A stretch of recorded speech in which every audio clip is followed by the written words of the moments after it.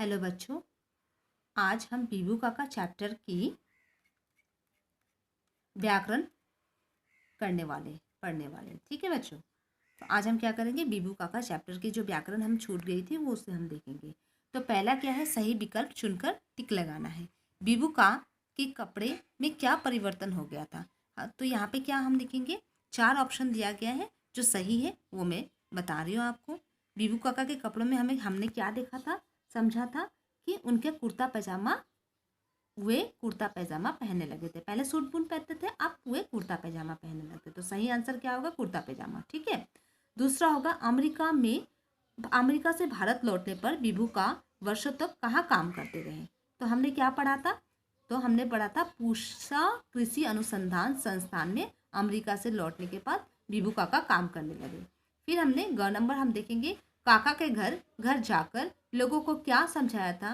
काका ने घर घर जाके लोगों को समझाया था कि अन्न की पैदावार बढ़ाओ, बच्चों को पाठशाला भेजो, स्वच्छ रहने की लाभ, ये सभी उन्होंने बताया था। तो इसमें आंसर क्या हो जाएगी, उपरोक्त सभी आ जाएगी। और उसके बाद हम चलते हैं भाषा ज्ञान की तरफ। नीचे लिखे वाक्यों को रेखांकित शब्दों को ध्यान से देखिए यहाँ पे आप ध्यान से देखिए। काका के मुख पर क्या, काका के मुख पर प्रसन्नता झलकी, प्रसन्नता को अंडरलाइन किया गया है, ठीक है ना बच्चों। फिर सफलता को अंडरलाइन किया गया, सफलता उनके कदम चूमती है। यहाँ पे हमने क्या देखा, प्रसन्नता और सफलता, इन दो शब्दों के अंत में देखो ता शब्दांश जुड़ा है। मतलब ऐसे हम जब बोलते हैं तो हम क्या बोलते हैं, प्रसन्न बोलते हैं ना, सफल बोलते हैं। लेकिन यहाँ पे हमने क्या देखा, प्रसन्नता सफलता, मतलब दो अंत में ता जुड़ा हुआ है। तो ऐसे शब्दांश के शब्दों के अंत में लगकर नए शब्द बनाते हैं, उन्हें प्रत्यय कहते हैं। तो ये तो सफल जो था ये एक शब्द था, लेकिन शब्द सफल के साथ में हमने ता लगाया। प्रसन्न बोलते हैं लेकिन प्रसन्न के साथ हमने ता लगाया, तो यह प्रसन्नता सफलता, ये जो हम शब्द लगाते हैं ना अंत में, उसे हम क्या कहते हैं, प्रत्यय कहते हैं। ठीक है बच्चों, सही समझ गए। अब चलिए नीचे की तरफ।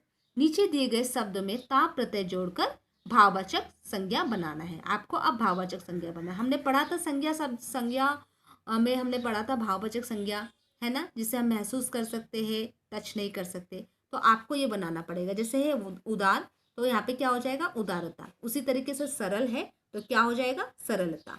वीर वीरता, कायर कायरता, सुंदर सुंदरता, महान महानता। ठीक है बच्चों, समझ गए। अब हम चलते हैं पर्यायवाची शब्द की तरफ। पर्यायवाची शब्द यहाँ पे देखो, हेल्प बॉक्स दिया गया है, बस आपको वहाँ पे पुट कर देना है। जैसे है संसार, संसार का हमने क्या क्या लिखा है, एक होगा जग होगा, दूसरा क्या होगा, जगत होगा, तीसरा दुनिया होगा। ठीक है। पाठशाला का क्या होगा, विद्यालय होगा, शिक्षालय होगा, स्कूल होगा।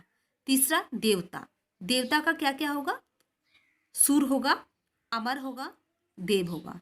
और चौथा प्रसन्न, इसमें हम क्या क्या डालेंगे, प्रमोदित डालेंगे, हर्षित डालेंगे और आनंदित डालेंगे। ठीक है बच्चों, मैं आपको बोल रही हूँ, हेल्प बॉक्स से सब कुछ वहाँ पे है, आप बस उसे करते जाइएगा।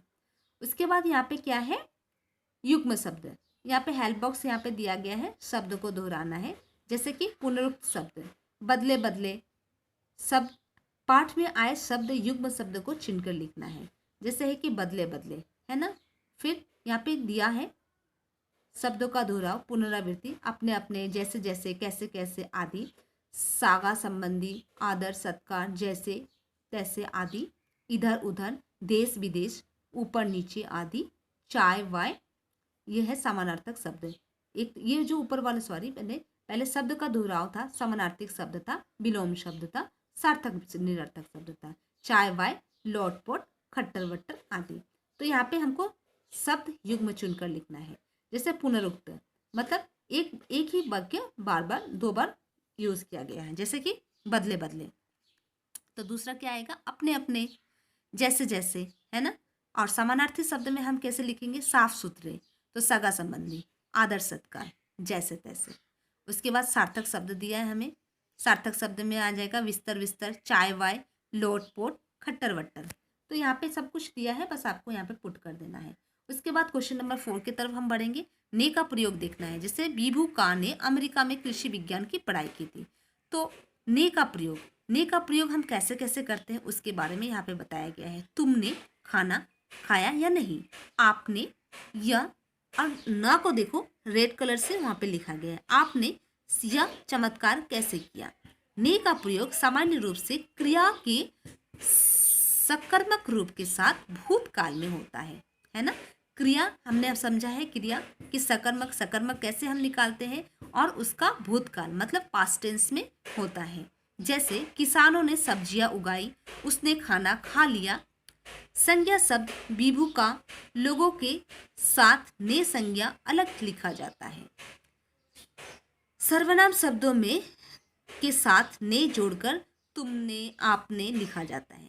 तो उसी तरीके से यहाँ पे देखिए ने का सही प्रयोग करना है, आपको करना है। मोहित रोटी खाई, मोहित ने क्या लिखोगे, मोहित ने रोटी खाई। प्रधानमंत्री देशवासियों को संबोधित किया, प्रधानमंत्री ने देशवासियों को संबोधित किया। ठीक है। महात्मा गांधी नारा दिया, करो या मरो, महात्मा गांधी ने नारा दिया, करो या मरो। पंडित पैसा वैसा बचाकर रुपए जोड़े, पंडित जी ने पैसा वैसा बचाकर रुपये जोड़े। अध्यापिका अध्यापिका पाठ पढ़ाना शुरू कर दिया, अध्यापिका ने पाठ पढ़ाना शुरू कर दिया। ठीक है बच्चों, ये आप करोगे। उसके बाद आते हैं हम क्वेश्चन नंबर 5 की तरफ। निम्नलिखित वाक्यों की संज्ञा शब्द रेखांकित करके उनके भेद लिखिए। ये आपको मैंने संज्ञा बता दिया है, कौन कहाँ कैसे बैठता है। जैसे है विभू का एकदम बदल गए, यहाँ पे विभू का ये एक नाम है ना, तो इसको व्यक्तिवाचक संज्ञा के अंदर रखा गया है। ठीक है बच्चों। उसके बाद है उनके मुख पर प्रसन्नता झलकी, अंडरलाइन किसको करना पड़ेगा, यहाँ पे देखो क्या होगा, अंडरलाइन, प्रसन्नता को हम अंडरलाइन करेंगे तो ये क्या हो जाएगी हमारी प्रसन्नता, भाववाचक संज्ञा हो जाएगी, है ना। उसके बाद सफलता उनकी कदम चूमती है, अब देखो सफलता ये हमारी भाववाचक संज्ञा आ गई, तो ये यहाँ पे क्या हो जाएगी, ये हमारी भाववाचक संज्ञा हो जाएगी। वे यूरोप अमेरिका की यात्रा पर निकल पड़े, और यूरोप अमेरिका ये तो नाम है ना, तो नाम किस में आ जाएगी, किस में आएगी आप बोलो, किस में आएगी, व्यक्तिवाचक संज्ञा में आएगी। ठीक है, क्योंकि किसी चीज़ के नाम व्यक्तिवाचक संज्ञा के अंदर आएगी। उसके चेहरे पर स्नेह और चमक दिखाई पड़ रहा था, ये देखो ये एब्स्ट्रैक्ट नाउन जो है स्नेह, भाववाचक स्नेह, तो ये क्या हो जाएगी, भाववाचक संज्ञा। ठीक है बच्चों, तो ये रहा हमारा विभू काका के चैप्टर का व्याकरण जो मैंने आपको बता दिया। आप आराम से धीरे धीरे करना। यहाँ पे सब, यहाँ पे एक्टिविटी कुछ दी गई है, एक्टिविटी अपने लिए अपनी रुचि के अनुसार कोई एक गतिविधि चुनकर लिखिए। अपने लिए जियो, जिए तो क्या जिए, जीवन उसी का है जो औरों के लिए जिए जाए। कहानी से मिलने इस संदेश को सूक्ति के रूप में लिखकर कक्षा में टांगिए। ये कक्षा का वर्क था एक्टिविटी में। सो अभी के फिलहाल के लिए ऐसा नहीं हो सकता। दूसरा नंबर में जाते हैं, गांव का बदलाव रूप विषय पर कक्षा में वार्ता आयोजित कीजिए। गांव में बदलता रूप, अब अभी तो जैसे पहले के गांव अभी के गांव में बहुत कुछ बदल चुका है ना, तो गांव के बदलते रूपों के बारे में आप एक एक्टिविटी तैयार कर सकते हैं, कुछ लिख सकते हैं, ये आपके ऊपर है। ठीक है, क्वेश्चन नंबर 3 की तरफ बढ़ते हैं। गांव यदि अपनी कहानी सुनाए तो क्या कहेगा, आत्मकथा रूप में लिखिए। गांव यदि अपनी कहानी सुनाए तो क्या कहेगा, आत्मकथा के रूप में लिखिए। मतलब गांव के ऊपर आप, मतलब गांव ही अपनी आत्मा कहानी शुरू कर दे कि मैं कैसा था कैसा नहीं, इस तरीके से अगर कोई लेख लिखा जाए, आत्मकथा लिखा जाए, अगर गांव लिखे तो किस तरीके से लिखेगा, तो इस पे आप सोच विचार कीजिएगा। और इस पे हो सके तो आप एक छोटा सा एक्टिविटी के तरीके से आप कुछ लिख सकते हैं। ठीक है, पाठ से आगे हम पढ़ेंगे, अपने आसपास के किसी गांव का भ्रमण कीजिए, वहां के रहन सहन, शिक्षा की स्थिति, रोजगार के अवसरों आदि पर जानकारी जुटाइए और प्रेजेंटेशन तैयार कर कक्षा में दिखाइए। तो ये तो अभी फ़िलहाल के लिए नहीं हो सकता, लेकिन कभी भी अगर आपको मौका मिले तो गांव में आप भ्रमण कीजिए।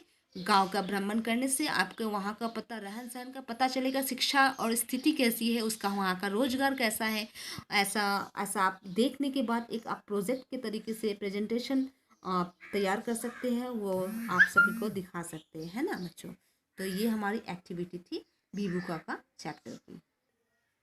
हाँ, तो हमारा दूसरा चैप्टर क्या था, आ रही रवि की सवारी। अब हम आ रही रवि की सवारी की चैप्टर की जो व्याकरण है उसे हम देख लेते हैं। ठीक है बच्चों, तो चलिए यहाँ पे देखते हैं, सही विकल्प चुनकर लिखिए। सूर्य किसके रथ पर सवार होता है? तो हमने क्या देखा था, सूर्य किसके रथ पर सवार होता है? नवकिरण के रथ पर, है ना। कविता पढ़ने के बाद हमें पता चला था। फिर कीर्ति गायन कौन कर रहा है? बादल कर रहा है, तारागण कर रहा है, बिहक कर रहा है, ना नवकिरण कर रहा है? तो हमने देखा था बिहक, बिहक मतलब चिड़िया। कीर्ति गायन कौन कर रहा था? चिड़िया कर रहा था। फिर हम आते हैं भाषा ज्ञान की तरफ।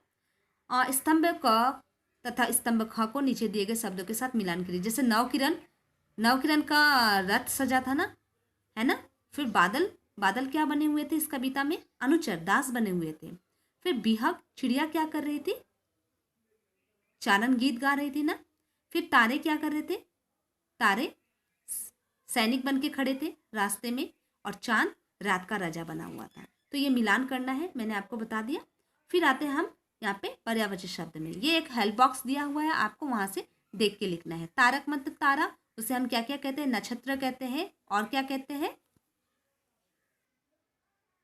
तो क्या कहते हैं? तारक को नक्षत्र कहते हैं, सितारा कहते हैं, तारा कहते हैं। हेल्प बॉक्स में देख देख के आप वहां पे लिख सकते हैं। फिर सूर्य को प्रभाकर, रवि, दिनकर कहते हैं। सेवक, नौकर, सेवादार और अनुचर कहते हैं, है ना। फिर बादल का क्या होगा? मेघ, जलधर, घन। ठीक है। उसके बाद हम आते हैं क्वेश्चन नंबर 3 की तरफ। समान तुक वाले शब्द लिखनी है। जैसे है गायक, नायक, लायक। ठीक है। सवारी का क्या होगा? आप बोलो। तो सवारी का क्या लिखेंगे हम? पटवारी, मारवाड़ी। मतलब वाड़ी वाड़ी जो आ रहा है उसमें भी वाड़ी वाड़ी आनी चाहिए। ठीक है। बंदी का होगा, तो बंदी में हम लिखेंगे, क्या लिखेंगे? मंदी और गंदी। ठीक है। ठिठकता में क्या लिखेंगे? चहकता, बरसता। और बनकर में लिखेंगे सुनकर, लिखकर। ठीक है। कविता में निम्नलिखित शब्दों में से कौन सा तत्सम शब्द, अभी हमने सीखा तत्सम, तत्सम कहाँ जोड़ा जाता है? पीछे जोड़ा जाता है ना। किसी शब्द के पीछे जोड़कर उसे भाववाचक शब्द संज्ञा बनाया जा सकता है। तत्सम शब्द, तत्सम, सॉरी माफ करना, मैं बता रही हूँ आपको।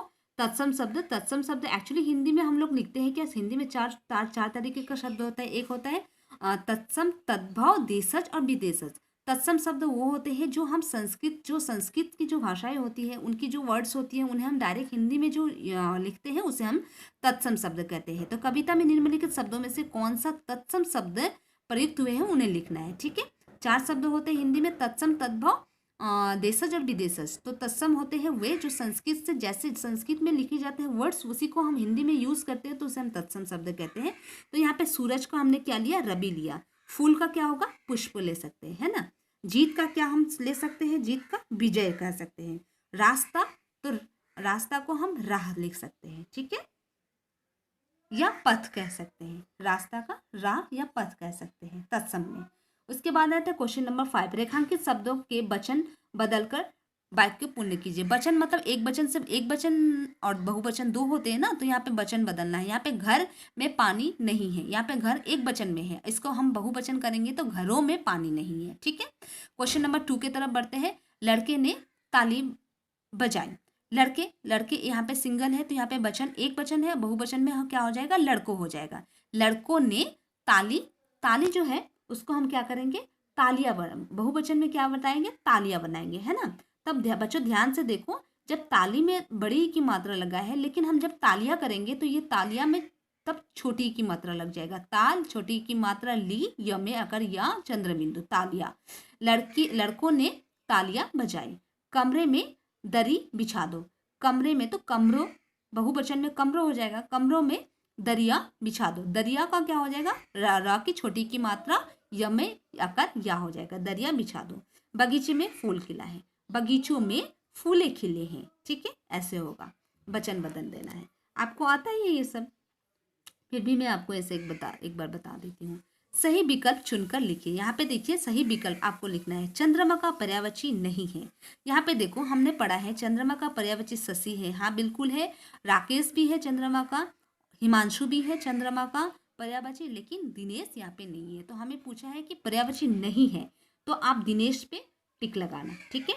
बादल का पर्यायवाची नहीं है। बादल घन भी होता है और जलधर भी होता है, मेघ होता है, लेकिन जलज नहीं होता है। ठीक है। द जलज पे आप टिक लगाओ। चारण शब्द का अर्थ क्या है? चारण शब्द मतलब होता है किसी की प्रशंसा में गीत गाना। ठीक है, तो यहाँ पे चारण शब्द का अर्थ क्या होगा? प्रशंसा के गीत गाना। इसको आप टिक लगा देना। ठीक है, यहाँ पे कुछ गतिविधियाँ इंग्लिश एक्टिविटी दी हुई है, अपनी रुचि के अनुसार आपको करना है। कविता के आधार पर सूर्योदय का चित्र बनाइए। एक सूर्योदय, सूर्य उग रहा है, वैसा आपको एक चित्र बनाना है एक्टिविटी के तौर पे। या प्रातःकालीन भारत के लाभ बताते हुए छात्रावास में रहने वाले अपने छोटे भाई को पत्र लिखिए। प्रातःकालीन जो सुबह हम उठ के भ्रमण करते हैं ना, मॉर्निंग वॉक करते हैं, तो उससे आपको क्या लाभ मिलती है, इसकी जानकारी देते हुए आप छोटे भाई को एक पत्र लिख सकते हैं। पाठ के आगे हम क्या देखेंगे? हरिवंश राय बच्चन जी को कुछ अन्य कविताएं पढ़िए। आपकी मर्जी, आप अभी अगर फ्री हैं तो आप उनकी कुछ कविताएं और ज़्यादा हैं उनको पढ़ सकते हैं। इंटरनेट में आपको मिल जाएगी, वहाँ से आप पढ़ सकते हैं। ठीक है, कविता में वर्णित सुबह बहुत सुंदर है। अनेक कवियों ने इस विषय को कमबद्ध किया है। आप इस भाव से युक्त अन्य कविताओं का संग्रह कीजिए और कक्षा बोर्ड में लगाएं। इसके लिए आप या इंटरनेट का इस्तेमाल कर सकते हैं, जैसे कि है www.abhishekvyakti.hindi.organization पे आप जा सकते हैं, साइट पे जा सकते हैं, वहाँ से आप सहायता ले सकते हैं। ठीक है बच्चों, तो ये रहा हमारा आ रही रवि की सवारी चैप्टर की व्याकरण। अब हम दूसरे चैप्टर की तरफ बढ़ते हैं। हाँ, तो अब हम गोभी की फूल चैप्टर की व्याकरण को पढ़ने वाले हैं। ठीक है, क्या पढ़ने वाले हैं? व्याकरण, गोभी के फूल चैप्टर के। तो देखते हैं पहले क्या है यहाँ पे। सही विकल्प चुनकर लिखिए। हनुमान प्रसाद जी कैसे व्यक्ति थे? मिलनसार व्यक्ति थे, कंजूस थे, मोल भाव करने वाले, मीन में निकालने वाले और चतुर थे। तो कैसे थे? मिलनसार व्यक्ति थे। फिर हनुमान प्रसाद जी के सब्जी ज्ञान की तुलना किससे की गई है? तो पोस्ट मास्टर के डाक टिकट से। आप उस पर आप उसको टिक करो। ठीक है, पोस्ट मास्टर के डाक टिकट के ज्ञान से किए हैं। ठीक है, लेखक को गोभी की झाबी के साथ देखकर परिचित मित्रों ने क्या पूछा कि दावत कब है? यही पूछा था ना, दावत कब, बताइए ना, दावत कब है आपके घर पे, कब हम जाने वाले हैं। उसके बाद अंत में लेखक ने गोभी के फूल को कहाँ से खरीदा? लखनऊ से तो खरीद के, उसका तो मतलब लात जूती खाने के बाद वो तो खराब हो गया। लास्ट में अंत में क्या हुआ? उन्होंने इलाहाबाद से खरीदा है ना, इलाहाबाद से खरीद के उनको दे के आए। फिर भाषा ज्ञान की तरफ बढ़ते हैं हम लोग। पर्यायवाची शब्द लिखना है। मर्च मतलब रोग और बीमारी। मित्र का क्या होगा? सखा, दोस्त। फूल का क्या होगा? पुष्प, और एक क्या होगा? पुष्प और कुसुम होगा। ठीक है, हया का क्या होगा? शर्म और लज्जा। प्रलय का क्या होगा? प्रयत्न का क्या होगा? कोशिश और चेष्टा होगा। हिम्मत का क्या होगा? साहस और शौर्य। ठीक है, उसके बाद आता है अनेक शब्दों के लिए इस प्रकार बनाए अर्थ को स्पष्ट कीजिए। मौसमी, स्वर, ये सब आपको अभी के लिए फिलहाल नहीं, आपको मैं बता दूं, ये आप देख लीजिए एक बार। क्वेश्चन नंबर 3, नीचे लिखे समश्रुत भिन्नार्थक शब्दों की अर्थों का अंतर समझने की कोशिश कर वाक्य को कीजिए। जैसे हुआ गिरी, माने गिरने की क्रिया, कोई गिर रहा है, गिरने की क्रिया हो रहा है, और गिरी मतलब पर्वत होता है। तो इस पे वाक्य आपको खुद बनाना है, मैं तो बस आपको मतलब यहाँ पे बता रही हूँ। उसके बाद गाड़ी, गाड़ी मतलब होता है वाहन। एक होता है गाढ़ी मतलब गहरी, न अधिक तरल न सूखी। ठीक है, गहरी, ना अधिक तरल ना सूखी, उसे हम गाढ़ी कहते हैं। फिर आचार, एक होता है आचार जिसे हम आम नींबू का अचार होता है ना जो हम खाते हैं, उसे आचार कहते हैं। और एक होता है आचार जिसे आचरण, जो हमारी बिहेवियर होता है, उसे हम कहते हैं। ठीक है, अरबी मतलब एक सब्जी जिसे घुइया, हमने कहा ना अरबी घुइया, या यहाँ की भाषा में हम क्या बोलते हैं? कच्चू बोलते हैं। तो कच्चू, आपको यहाँ पे शब्दों का अर्थ आपको मैं बता रही हूँ, लेकिन आपका यहाँ पे वाक्य आपको सजाना है। फिर अरबी, एक होता है अरबी भाषा, भाषाएं होती है हिंदी भाषा, इंग्लिश, हिंदी, उसी तरीके से एक अरबी भाषा होती है। ठीक है, अरब में बोली जाती है। और क्वेश्चन नंबर 4 है, इसमें से विशेषण और क्रिया विशेषण छाट कर लिखिए। जैसे हुआ विशेषण में हुआ अच्छा, तो विशेषता क्या होगा? क्या होगा उसका? फूल। तो विशेषण अभी मैंने आपको समझाया नहीं है, इसीलिए मैं आपको यहाँ पे बता रही हूँ, तो मैं ही आपको बता दे रही हूँ। तो अच्छा फूल, विशेषण में होगा अच्छा, विशेषण में होगा फूल। खूबसूरत, अटैची, इधर खूबसूरत तो उधर अटैची, इधर परिचित तो इधर चेहरा। फिर विशेषण में होगा इधर है आखिरी, किस्त, मतलब इस तरीके से आप उसको अलग अलग करके लिख सकते हैं। दूसरा, परिचित, आखिरी किस्त, सस्ती तरकारी, दूसरा डिब्बा, ये अलग अलग करके वहाँ पे दोनों बैठा सकते हैं। ठीक है, उसके बाद हम पढ़ते हैं, नीचे लिखे वाक्यों को शुद्ध करके लिखिए। आज मेरा चाचा आया है, यह गलत लिखा है, आज मेरा चाचा आया है, ऐसा कोई शब्द सेंटेंस सज ही नहीं रहा है। आज मेरा चाचा आया है, तो हम क्या लिखेंगे, आज मेरे चाचा जी आए हैं। ठीक है, तुम्हारी किताब मुझे दे दो, तो ये सेंटेंस भी अच्छी तरीके से उन्होंने नहीं लिखा है, तो हम सही करके लिखेंगे, तुम्हारी किताब मुझे दे दो। मेरे को अभी जाना है, तो क्या लिखेंगे, मुझे अभी जाना है। हम आपसे कह रहे थे, हमने आपसे कहा था। मम्मी ने खाना नहीं बनाया, मम्मी ने खाना नहीं बनाई लिखा है, लेकिन हम क्या लिखेंगे, मम्मी ने खाना नहीं बनाया। ठीक है, विभोर फुटबॉल मैच जीत लिया, विभोर फुटबॉल मैच जीत गया है। ठीक है, हम ऐसे लिखेंगे। अध्यापिका कक्षा में पढ़ा रहे हैं, तो हम क्या लिखेंगे, अध्यापिका कक्षा में पढ़ा रही हैं। मैं गृह कार्य कर लिया हूँ, तो मैं गृह कार्य कर ली हूँ। ठीक है, लिया हूँ नहीं ली हूँ। उसके बाद आते हैं हम लोग, बच्चों हमने आपको अकर्मक और सकर्मक क्रिया समझा दिया है। यहाँ पे अकर्मक और सकर्मक क्रिया है, ये आपको खुद करना है। ठीक है, कूली 1 रुपया इनाम चाहता है, तो मैंने आपको बताया था ना क्या और क्या किसको लगा के आपको बनाना है, तो ये आपका वर्क है, ये आप खुद करोगे, मैं नहीं बताऊंगी। तो पहला वाला सकर्मक आएगा, हमारे लिए 5 फूल गोभी लेते आइएगा। ठीक है, मैं लखनऊ जा रहा हूँ, आप क्या और किसको लगा के सवाल बनाओ। आपने कभी साग सब्जी खरीदी है, उसका भाषण सुनकर अभी लौटा हूँ, मैं अपने गोभी के झाबे को देख नहीं पाया। तो ये बहुत इजी है, आप खुद कर सकते हो, इसीलिए मैंने आपको नहीं बताया, ये आप खुद कर लेना। हिंदी में शब्दों को 2 प्रकार का माना गया है, विकारी शब्द और अविकारी शब्द। ठीक है, यहाँ पे कुछ अलग पार्ट से कुछ ज़्यादा बताया जा रहा है, तो आप इसको ध्यान से देख लो। विकारी शब्द वे होते हैं जिनमें प्रयोग करते समय कोई विकार या बदलाव आता है, जबकि अविकारी शब्द में किसी भी अवस्था में कोई बदलाव नहीं आता है। इन्हें अव्यय भी कहा जाता है, जैसे अब, तब, यह, तथा, यहाँ, तथा और ओह, हाय आदि। बच्चों अभी के लिए आप इतना ही जानकारी रखो, मैं इसे विस्तार के साथ आपको बाद में समझा दूंगी। तो तब तक के लिए धन्यवाद।